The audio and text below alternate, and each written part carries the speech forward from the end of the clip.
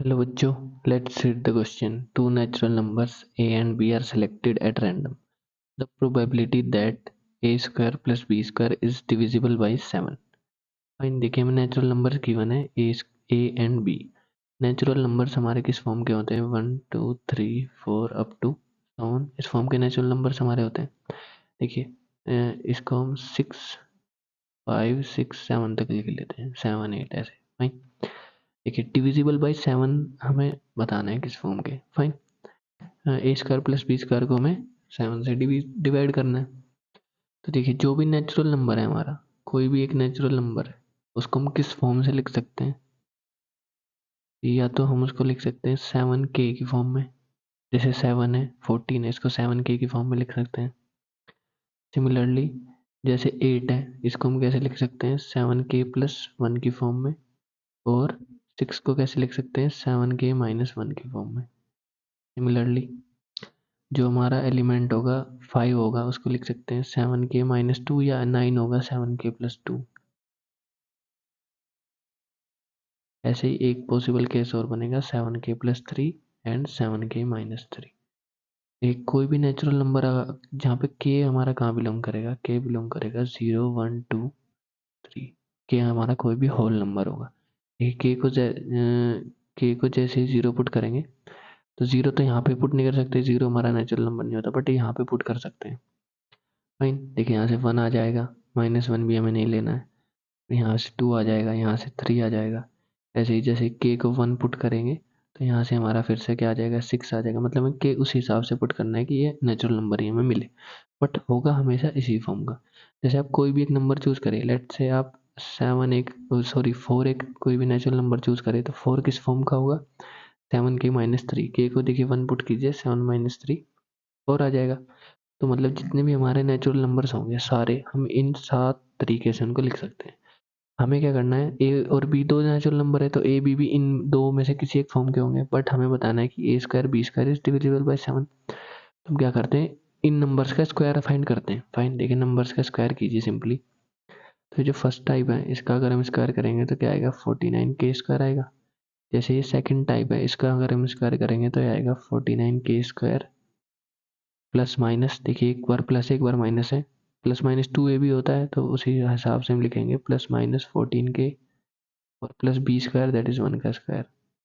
Similarly यहाँ से इन दोनों से कौन सी फॉर्म आएगी? 14k स्क्वायर आएगा, प्लस माइनस आएगा 2 into 7, 14 into 2 28k plus minus 2 का प्लस 2 का स्क्वायर आएगा दैट इज 4. ऐसे ही थर्ड से आएगा 49k स्क्वायर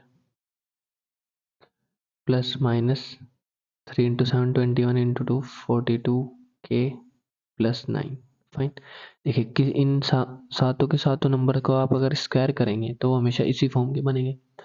फाइन तो देखिए जैसे ही हम इसको 7 से डिवाइड करेंगे, इन नंबर्स को अगर हम 7 से डिवाइड करें और रिमाइंडर यहाँ लिखें, देखिए रिमाइंडर अगर हम लिखें after dividing these numbers by 7, तो देखिए यहाँ पे 49 आ रहा है 7 का मल्टीपल, दैट मीन रिमाइंडर बचेगा हमारा 0.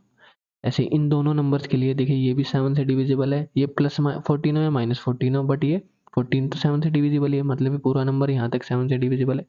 रिमाइंडर बचेगा +1, इट इज ओनली रिमाइंडर 1 बचेगा. सिमिलरली 49 फिर से k की कोई भी आप वैल्यू पुट करेंगे, इंटीजर वैल्यू, उस हिसाब से कि नेचुरल नंबर आए हमारा. जैसे k की देखिए 28 है, ये भी 7 से हमारा क्या है? डिविजिबल है. k की आप कोई भी वैल्यू पुट करें तो बस बचेगा क्या? +4 रिमाइंडर बचेगा. सिमिलरली यहाँ से हमारा रिमाइंडर बचेगा +9, या 9 को भी 7 से डिवाइड करेंगे तो 2 रिमाइंडर बचेगा.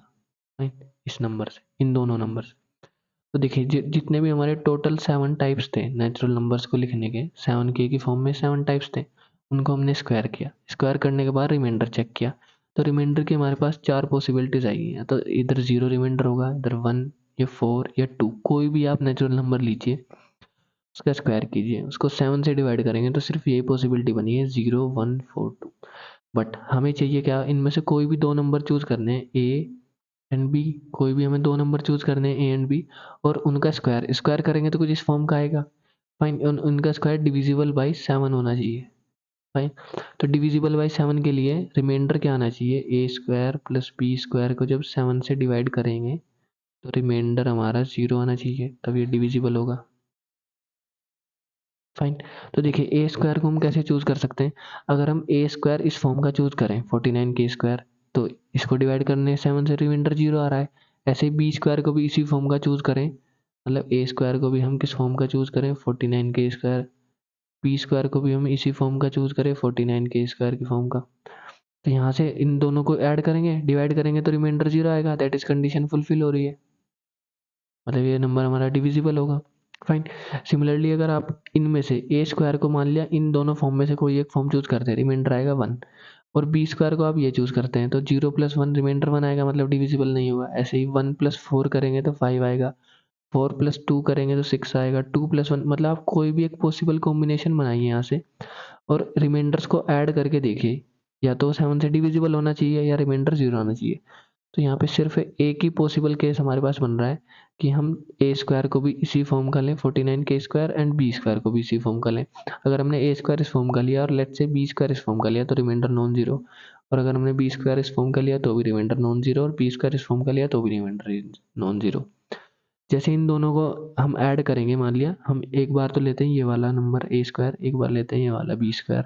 लेट से हमने ए स्क्वायर को चूज़ किया है 49 के स्क्वायर +- 28 के, कोई भी दोनों में से कोई भी चूज़ करेंगे। ऐसे हमने बी स्क्वायर को चूज़ किया है 49 के स्क्वायर +- 42 के +9 की फॉर्म का चूज़ किया है। यहाँ से रिमाइंडर हमारा 4 आएगा 7 से डिवाइड करने के बाद, यहाँ से रिमाइंडर आएगा 2। जब इन दोनों को ऐड करेंगे डिवाइड करेंगे 4 + 2 क्या हो जाएगा 6, तो रिमाइंडर हमारा क्या आएगा, ओवरऑल रिमाइंडर हमारा ए स्क्वायर प्लस बी स्क्वायर का आएगा 6। That is this number is not divisible by 7। हमें तो डिविजिबल बाई 7 चाहिए, उसी की हमें प्रोबेबिलिटी फाइंड करनी है। तो देखिए टोटल पॉसिबल केसेस हमारे पास कितने थे 7। हमारे पास ए स्क्वायर बी स्क्वायर को चूज करने के कितने केसेस है 7, बट हमें पता चला है कि डिविजिबिलिटी के लिए सिर्फ एक ही पॉसिबल केस है, ए स्क्वायर को भी हम यही यही वाला इसी टाइप का नंबर चूज कर सकते हैं डिविजिबिलिटी के लिए, और बी स्क्वायर को भी इसी टाइप का चूज कर सकते हैं। दैट इज जो हमारी रिक्वायर्ड प्रोबेबिलिटी आएगी। प्रोबेबिलिटी हमारी क्या आएगी, देखिए हमारे पास एक ही फेवरेबल चॉइस है जिसमें रिमाइंडर 0 आ रहा है। टोटल ए स्क्वायर के लिए कितनी चॉइस है 7 चॉइसेस है, into similarly B B square के लिए देखिए दोनों को एक साथ चूज करेंगे तभी तो हमारी कंडीशन फुलफिल होगी, इसलिए मल्टीप्लाई साइन आएगा, मल्टीप्लिकेशन रूल लगेगा प्रोबेबिलिटी। वर्क हमारा तभी कंप्लीट होगा जब दोनों नंबर हम चूज करेंगे। फाइन। तो देखिए बी स्क्वायर के लिए भी सिर्फ एक ही पॉसिबिलिटी है, ये 49 के स्क्वायर वाली, तभी इसी नंबर को चूज करेंगे और दोनों को ऐड करेंगे, तभी जाके ये नंबर हमारा ओवरऑल 7 से डिविजिबल होगा। दैट मीन्स 1/7, टोटल 7 चॉइसेस है बट एक ही हमारी फेवरेबल थी, तो 1/7 इंटू 1/7, ए स्क्वायर के लिए भी यही चॉइस है, बी स्क्वायर के लिए भी यही चॉइस है। तो ओवरऑल प्रोबेबिलिटी हमारी क्या आ जाएगी 1/49। This is our final answer. That means option 4 is correct. I hope you understood this solution. Thank you.